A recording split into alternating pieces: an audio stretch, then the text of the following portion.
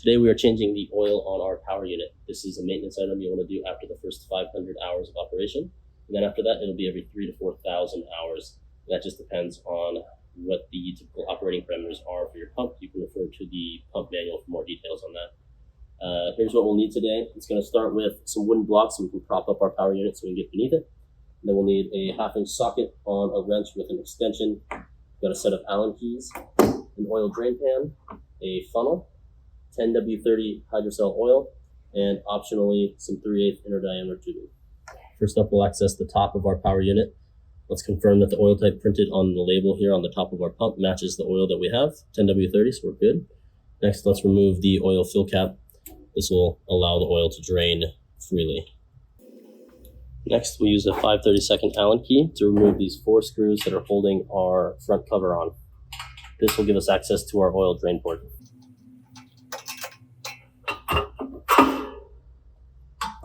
Now, let's make sure we place our oil drain pan underneath our power unit. Make sure it's beneath the drain hole that's here inside. Then we're going to take our 1/2-inch socket on an extension, and we're going to loosen the cap that's on our drain port right there. Okay, now that we're loose, let's remove it with our hands. So there's our cap. I'm holding it with my thumb right now because we have 2 options. We can allow it to drain through the hole in the bottom of our power unit, or I can grab our section of 3/8 inner diameter tubing. This is helpful sometimes to keep from dripping if we connect this to the drain port, just like that. This will take a minute to drain, so let's just come back when it's done. All right, so while our pump finishes draining, it's a good moment to take a look at the oil itself. And what we're looking for is any milkiness or water mixed in with the oil or any metal shavings, as those would be indications of pump failure. So this looks good, so we can go ahead and continue replacing our oil. All right, now all the oil in our pump has been drained, so I've removed the tube. I cleaned off my cap, and I can go ahead and thread it back onto that drain port.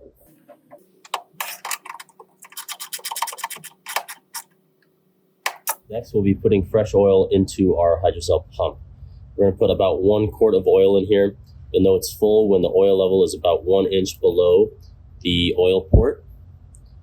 So to make sure we don't spill, let's use a funnel, place that into the oil port, and then we'll take our quart of 10W30 hydro oil, and let's slowly pour that in. All right, so I've filled my port with oil. I've stopped a couple times to check the oil level, and it looks like we've used most of the quart, but not all of it.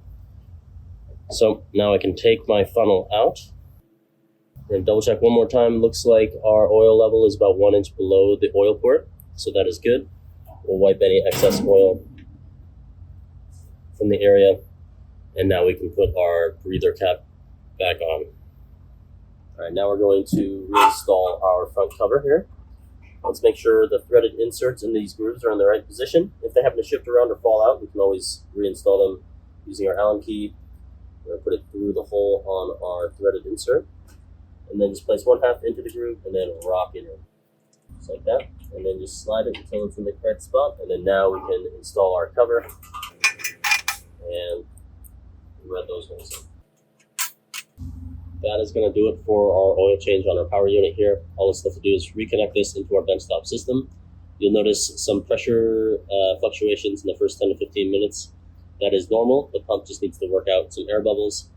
If you continue to see problems, go ahead and refer to your hydrocell owner's manual for more instructions on how to prime your pump.